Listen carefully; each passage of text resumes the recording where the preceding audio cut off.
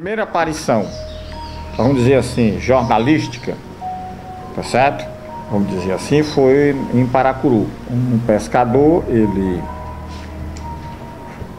saiu da sua casa e foi pescar. E estava, quer dizer, que lá tem muitas dunas, né?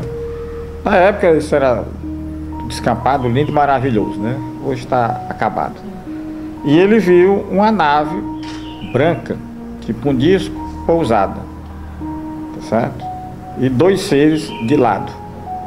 Ele andando e lá na frente viu essa nave, né? Ele não entendia do assunto, mas ele achava que aquilo era os americanos, né? E ele, aí vou já conversar com esses caras. Aí a proporção que ele se aproximando, né? A pé, né? Tá certo? As duas pessoas entraram na nave, a nave, né? Subiu, foi-se embora. As praias, historicamente, sempre foram palcos de avistamentos. Quixadá, a partir de um certo tempo, isso que é uns 14 anos, começou a ter aparições. Quixadá é um tema corrente. Todo lugar que você chega, as pessoas costumam falar de umas luzes à noite, mas eu, incrédulo, cético, apesar de ter visto várias vezes, resolvi então ouvir várias pessoas no decorrer do dia. E aí, já cansado, resolvemos almoçar lá no Cedro. Esses dois amigos foram dar uma volta. Ao retornar, me falaram de um lugar que seria um local talvez propício a contatos. Eu ri, achei ridícula a ideia e resolvi ir então nesse local. A gente caminhou perto da barragem durante 10 minutos, assim, numa linha reta. E aí, quando chegamos lá, uma coisa muito curiosa começou a se suceder. Eu comecei a bater fotos e depois comecei a achar que aquilo era uma perda de tempo. Eis que o céu era azul, de brigadeiro, o céu começou a ficar nublado. E aí eu não entendi mais nada. Como é que o céu poderia estar nublado se era céu de brigadeiro? Como é que de repente o tempo se modificou? Das duas, uma. Ou realmente se criou uma ilusão, ou então alguma coisa sombreou o espaço que nós estamos. Alguma coisa muito grande mesmo. O fato é que no momento em que aconteceu isso, veio uma ventania, porque não estava ventando, nós estávamos lá pelo menos 5 minutos, uma ventania ininterrupta de uns 2 minutos, sem parar. E nós achamos estranho e os dois amigos que estavam ao meu lado desapareceram. Eles estavam aqui, eu olho para a pessoa está aqui. Quando eu olho a pessoa no mesmo instante não está mais, estavam a uns 30 metros à minha frente. E não tem como se explicar que houve de alguma forma uma alteração no tempo. Novamente o céu ficou o céu de brigadeiro e depois voltou a ficar nublado novamente. E eles dois tiveram a mesma impressão, o celular tocou, sendo que lá não tem o sinal de celular, lá não pega. O celular tocou e estava pela metade, a bateria se descarregou. E depois disso nós tivemos um lapso de tempo que nós não conseguimos lembrar. Eu acreditava que nós tínhamos passado 5 minutos lá, mas na verdade, olhando as fotos da máquina, porque eu havia batido em curtos intervalos, fomos perceber que tínhamos passado meia hora. E ninguém sabia entender o que se passou. Ouvimos um barulho estranho, pensávamos que fosse uma lancha pelo açude, mas não tinha lancha nenhuma. Procuramos, olhamos para um lado e para o outro. Foi algo muito confuso.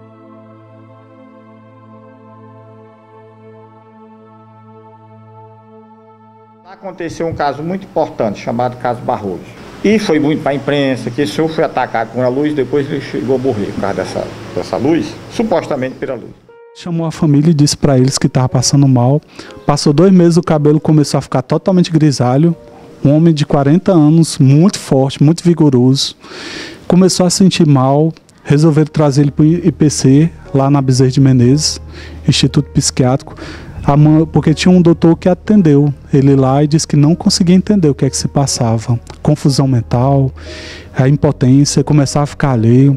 E aí ele foi trazido. Uma junta de 16 médicos não souberam avaliar o que ele possuía. Levaram para 2 especialistas que eram psiquiatras e neurologistas, não conseguiram avaliar. Foi devolvido para... Quando chegou lá, além do cabelo já estar totalmente branco, em 2 meses o cabelo ficar branco, olha só que coisa. Ele começou a ter lapsos de memória, os vizinhos procuravam ele, e aí começou a piorar. E aí ele começou a ser acamado. Aí quando ficou acamado, restrito só à cama, as únicas palavras que ele falava ainda, houve uma regressão de memória, ninguém sabe como aconteceu isso. Mamã, dá e medo, era a única palavra que ele falava. E toda vez que alguém ia bater uma foto com flash, ele dizia medo, medo, medo, como se ele lembrasse do episódio. Estatisticamente nós começamos a verificar onde tem construções geológicas, né, daquele tipo, há uma tendência grande dessas aparições. Isso é constatado estatisticamente, quer dizer, cientificamente, vamos dizer assim.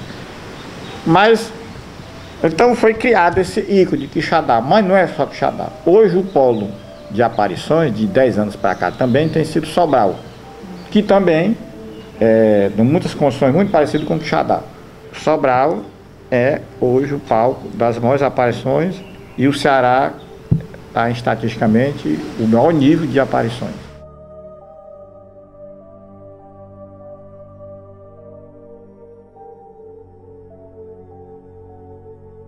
Os abduzidos e os contatados, uma coisa que eu percebi que há em comum é a mudança de personalidade. Todos modificam sua personalidade. De um modo geral, as pessoas não é bem... Alguns podem levar até uma depressão, tá certo? Mas o que eu tenho verificado é o seguinte: existe um medo, né, de se levar de novo àquela experiência. Uns, tá certo? Ao contrário, passa a ter um sentimento assim de desprendimento da vida. Eu não quero mais morar aqui na cidade, eu quero ir para os matos, eu quero viver a natureza. Há uma mudança de personalidade. Alguns que são extrovertidos a maioria que são extrovertidos passam a ser introvertidos.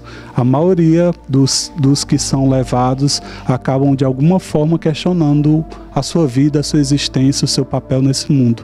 E eles precisam de alguma forma serem reinseridos. As nossas experiências baseadas aqui no Ceará, né, que é a área que eu trabalho mais aqui, e João Pessoa, na Paraíba, os nossos seres aqui de lá são seres normais como eu e você. A maioria do Ceará são seres altos. Que geralmente 2 metros, 2,30 m de altura, muito fortes fisicamente falando, seres que geralmente são aureolados por um campo de força. Tem um ser que eu passei a ter mais contato com ele, que se chama Astá. O Astá é um ser nórdico, um ser iluminadíssimo. O significado do nome dele é Astá Sheram, significa o sol que mais brilha. Quando o Astá, por exemplo, tem contatos comigo, ele me fala, eu compreendo perfeitamente. Teve um contato que no livro eu conto no final, tiveram alguns contatos, algumas viagens, ele apareceu nessa densidade já para mim, e em outras oportunidades apareceu no momento do sono. Então, assim, por alguma razão se estabeleceu um contato fraternal, de amizade entre mim e esse ser. Algumas pessoas podem achar isso surreal porque não tiveram experiências desse nível. Mas, assim, para quem tem uma experiência de abdução ou de contato, ela é muito real.